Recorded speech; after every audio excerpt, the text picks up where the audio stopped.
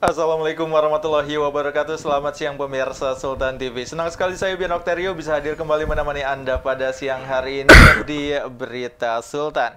Dan seperti biasa di Berita Sultan ini kita akan menemani Anda dengan perbincangan hangat, di mana isu yang saat ini sedang hangat adalah terkait dengan kenaikan harga BBM yang baru saja diresmikan pada Sabtu 3 September 2022. Dan seperti yang kita tahu, kebijakan dari penaikan harga dari BBM ini sendiri ini menuai respon dari masyarakat, terutama dari mahasiswa yang mereka menyuarakan penolakannya terhadap kebijakan yang dilakukan oleh pemerintah ini. Nah, sebenarnya apa yang menjadi penolakan dan sebenarnya juga apa yang menjadi permasalahan jika kenaikan BBM ini benar-benar tetap diteruskan. Dan pada siang hari ini kita akan berbincang-bincang bersama beberapa aktivis mahasiswa. Kali ini tidak hanya satu, tapi langsung kita hadirkan 3. Dan pada siang hari ini sudah bersama kita ada Ari Opanda selaku Ketua Umum HMI Cabang Serang. Assalamualaikum, selamat siang Kang. Oke, dan di sini juga udah ada Kang Muhammad Nur Latif selaku Ketua DPC GMI Serang. Assalamualaikum, selamat siang Kang. Salam. Oke, dan di sini juga sudah ada Kang Fauzul Rohmanul Hakim selaku Ketua Umum Kumala. Assalamualaikum, selamat siang. Waalaikumsalam. Oke, siap. Terima kasih sudah meluangkan waktunya untuk ketiga mahasiswa luar biasa ini untuk datang ke studio Sultan TV. Dan yang pastinya ini akan membahas soal mungkin aksi juga yang kemarin dijalankan oleh teman-teman juga gitu ya di depan gedung DPRD Provinsi Banten, di mana aksi itu menolak kebijakan kenaikan harga BBM. Dan mungkin bisa sedikit diceritakan ulang lagi nih soal aksi kemarin seperti apa. Mungkin siapa yang mau menjelaskan? Coba. Dari Kang Fauzul, seperti apa? Mengenai kenaikannya, kemarin tuh sebetulnya kenapa kemudian kami turun aksi untuk menolak kenaikan BBM, karena memang persoalan ini sangat bersentuhan langsung dengan keberlangsungan hidup masyarakat. Dari tempo waktu pengesahan BBM di tanggal 3 pada saat itu ya kami malamnya langsung coba mengkonsolidasikan ke beberapa organisasi yang hadir, dan pada pengkonsolidasian di situ ya semuanya juga langsung gitu kan, karena emang ini pembahasan yang sangat menarik juga gitu kan. Dan alhamdulillah di situ kami membuat satu aliansi gerakan mahasiswa peduli rakyat beserta dengan organisasi yang lainnya juga gitu. Dan sebenarnya kalau dari aksi kemarin ini kan ditujukan langsung kepada DPRD Banten. Nah, tujuannya sebenarnya goalsnya dari aksi kemarin itu seperti apa? Ya sebetulnya karena memang mengingat kita di sini di tataran di bawah naungan Provinsi Banten, coba untuk mendorong pihak daripada DPRD Provinsi Banten ini untuk coba sama-sama, karena memang ini adalah bentuk daripada aspirasi masyarakat Banten. Tidak kenapa kemudian dari DPRD pun sama gitu tuh dengan apa yang memang hari ini kami bahas gitu kan. Oke. Dan mungkin kalau dari Kang Latif nih, kemarin kan dari aksinya seperti yang kita ketahui ini tidak ditemui nih oleh anggota DPRD Provinsi Banten. Nah, ini respon dari mahasiswa seperti apa dari aksinya yang sudah menyampaikan aspirasinya tapi ternyata tidak ditemui langsung oleh anggota DPRD Provinsi Banten satupun? Sebenarnya kalau untuk mengingat aksi yang tidak ditemui, bahwa ini adalah bersinggungan langsung, isu langsung dengan rakyat ya kan. Maka bagaimanapun caranya, bagaimanapun walaupun berkali-kali kita akan turun, ya kita akan tetap kejar bagaimana dewan-dewan kita, wakil-wakil rakyat kita mendengarkan suara kita, mendengarkan suara rakyat. Gitu. Nah, kalau dari poin-poinnya sebenarnya apa yang harus dilakukan sebenarnya oleh anggota DPRD Banten terkait permasalahan ini? Setidaknya mereka mampu mendengarkan aspirasi rakyat Banten sendiri, dan membawa, karena DPRD Banten atau Dewan ataupun pemerintah representatif pemerintah di daerah ya kan, gitu. Makanya sasaran kita sebenarnya di provinsi, DPRD provinsi.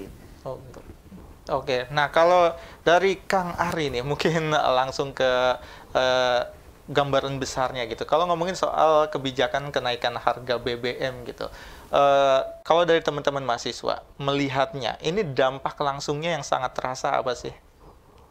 Oke, pertama mungkin kita akan melihat kondisi hari ini pemerintah yang memang secara sikap tidak memiliki sense of crisis gitu. Tidak berpihak. Hari ini kita melihat jelas bahwa pemerintah tidak berpihak kepada rakyat. Ya salah satunya dengan menaikkan harga BBM itu yang akan mengakibatkan multiplier yang lain gitu tuh. Kita tahu imbas daripada dinaikannya harga BBM itu tentu akan diikuti oleh barang-barang yang lain, oleh harga kebutuhan pokok yang lain. Siapa yang nanti akan terkena imbas? Pelaku UMKM mungkin akan terkena.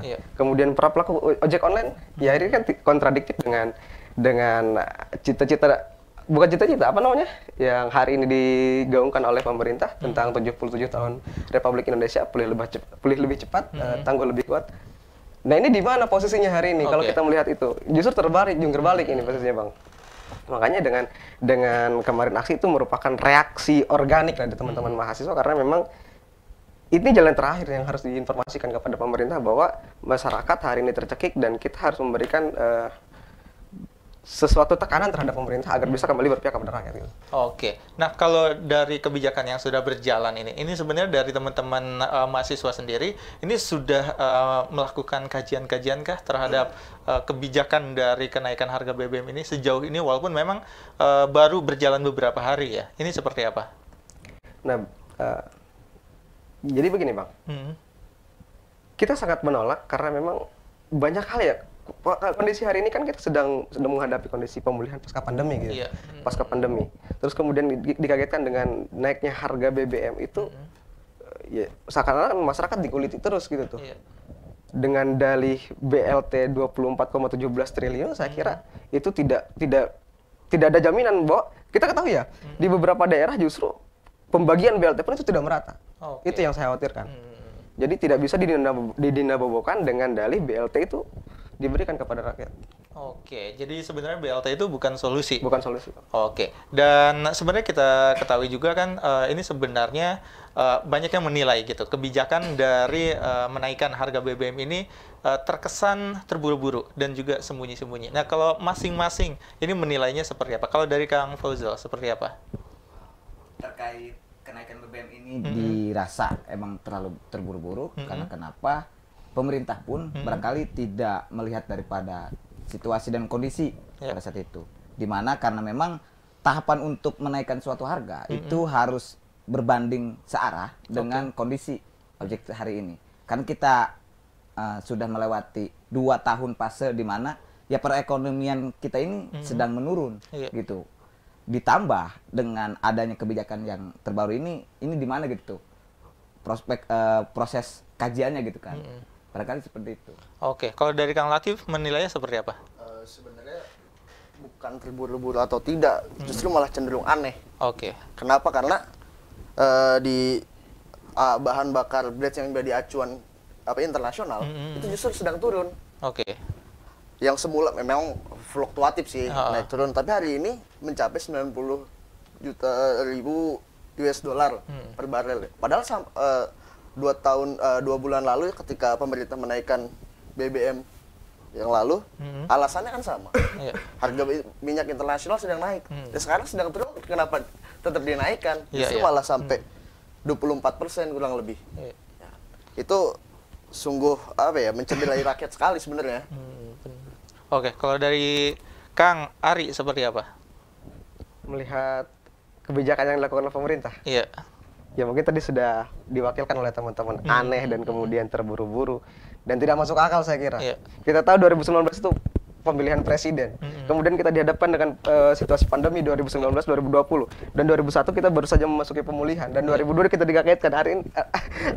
Jadi posisi kerja pemerintah itu di mana sebenarnya? Ya mungkin ini adalah gerakan kaget apa pemerintah untuk coba berusaha memulihkan ekonomi, ya mungkin salah satunya itu mungkin cara mereka. Nah, ini sebenarnya yang menjadi concern dari teman-teman, ini sebenarnya yang sangat berperan dari kenaikan harga BBM ini siapa? Apakah dari Presiden atau mungkin sebenarnya dari Menteri Keuangan atau jangan-jangan dari Menteri SDM? Ini seperti apa? Mungkin dari Kang Fauzul? Terkait kebijakan hal ini yang memang berperan, itu terlebih daripada kementerian itu sendiri, karena mengingat ya menteri yang menyusun konsepnya gitu kan, karena memang presiden pada saat itu ya hanya sebatas mengesahkan, lalu kemudian bila usul daripada kementerian ini, hasil daripada kajian ini sudah dirasa cocok ataupun pas, kemudian ya presiden tidak hanya sebatas mengumumkan saja barangkali, terlepas daripada kementerian yang memang sudah melewati fase kajiannya gitu. Nah, kalau dari Kang Latif melihatnya, ini kan memang dari kementerian, entah itu Kementerian Keuangan dan juga Kementerian SDM, ini memberikan penilaian dan juga alasan kenapa harga BBM ini mesti dinaikkan. Kalau dari teman-teman ini melihatnya seperti apa? Apakah alasannya dinilai tepat atau sebenarnya alasannya ini masih bisa diselesaikan dengan cara lain?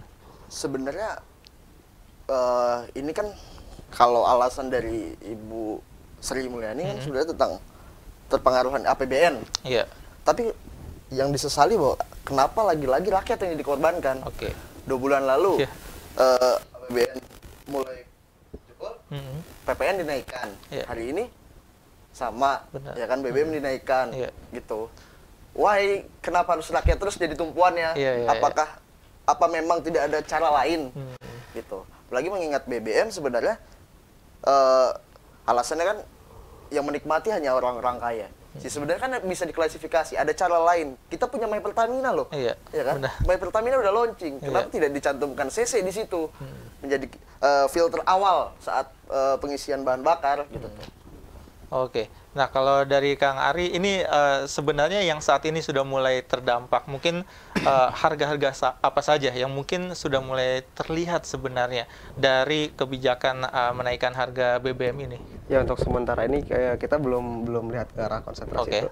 Cuman tadi itu, Undang-Undang Nomor 13 Tahun 2003 itu kan menjelaskan, ini mungkin berbicara soal dampak ya Bang, dampak. Itu yang mengatur tentang naik turunnya gaji para buruh. Ya, ketika memang hari ini BBM dinaikkan, itu tadi itu kita akan berbicara multiplier, sebenarnya akan diikuti oleh harga-harga yang lain. Nah, ketika itu terjadi, lalu apa yang dilakukan oleh pemerintah? Apakah menaikkan gaji buruh? Apakah tidak gitu? Itu juga harus melihat ke arah sana gitu, Bang. Saya kira itu. Dan mungkin kalau masing-masing juga memiliki concern-nya yang berbeda-beda di sektornya yang berbeda-beda gitu ya, terkait dengan kenaikan harga BBM. Nah, kalau teman-teman dari HMI sendiri ini melihatnya dari kenaikan harga BBM ini yang mungkin ibaratnya ini memberikan dampak di sektor apa sih? Yang mungkin ini akan didorong nih sama teman-teman HMI. Di sektor ekonomi, Bang. Ekonominya. Nah, berarti kalau dari segi ekonomi ini kan sebenarnya kalau kita melihat juga gitu, buruh lumayan cukup terdampak juga karena kenaikan dari UMK ini juga tidak seberapa. Tapi ini sangat terdampak ketika harga BBM-nya lumayan cukup tinggi kenaikannya gitu. Ini dampak selain mungkin PHK terhadap buruh, ini apalagi nih sebenarnya yang mungkin jangka panjang yang akan terlihat kemungkinan? Sebenarnya yang sangat yang menjadi kekhawatiran sebenarnya inflasi. Inflasinya. Karena misalnya ekonomi bisa berdampak terhadap inflasi. Agustus lalu inflasi kita sudah sampai 8%. Apalagi ketika BBM naik, dikhawatirkan juga semakin meningkat. Kita tidak mau kan seperti Sri Lanka. Kolab negaranya, ya kan? Gitu tuh sebenarnya. Kalau dari Kang Fazul seperti apa? Ya, sebetulnya mengenai dampak ya, tidak beda jauh dari apa yang memang disampaikan. Karena memang mengingat, ya tadi, ini yang bersentuhan langsung dengan kebutuhan masyarakat. Baik di sektor ekonomi, pendidikan, bahkan di pendidikan juga kan, di Banten kan yang kemarin-kemarin viral tuh, ya siswa yang nunggu angkot gitu, angkot mogok kan pada akhirnya gara-gara BBM naik. Otomatis kan sisi lain di bidang perekonomian ya pendidikan juga berpengaruh gitu. Pendidikannya juga sangat terpengaruh gitu ya. Dan kalau kita tahu gitu kan harga BBM juga beberapa waktu yang lalu juga sempat turun juga gitu. Ini apakah ada kemungkinan dalam waktu dekat juga mungkin harga BBM seperti Pertalite dan juga solar gitu, dan juga mungkin Pertamax ini bisa turun, dan mungkin faktor apa saja sih? Ya kalau dari sudut pandang kami, sebetulnya kan pasca pengumuman kenaikan BBM, coba lihat apa ya perjalanan ke belakang di era SBY, sebetulnya kan 2 periode hampir sama kan dengan yang sekarang. Di era SBY itu hampir 5 kali perubahan, 2 kali penaikan, dan yang di akhir lalu kemudian di 2009 pasca akhir ya itu 3 kali penurunan. Ya bisa saja barangkali, semoga gitu kan, dengan yang ini yang mendekati di akhir masa jabatannya bisa turun juga, dan itu dipandang ya strategi barangkali. Oke, jadi mungkin ini dinilai sebenarnya ada strategi politik juga di situ. Oke, kalau dari Kang Latif seperti apa? Apakah benar-benar ada titipan politik di tengah ini sebenarnya? Ya itu sudut pandang masing-masing ya. Mungkin cara berpolitik orang berbeda-beda. Bisa jadi sebenarnya. Cuman kalau saya melihat kenapa Pertalite itu tinggi sekali, sebenarnya kita lihat Pertamax biasa dengan Pertamax Dex ya. Itu kan range-nya tidak terlalu jauh. Benar. Saya berpikir bahwa mungkin pemerintah berharap rakyat ini membelinya yang Pertamax Dex gitu. Sedangkan itu kan yang disubsidi rendah, subsidi rendah kan di situ. Jadi antara kualitas yang tinggi dengan yang kita bilang rendah lah, tidak terlalu jauh gap harganya.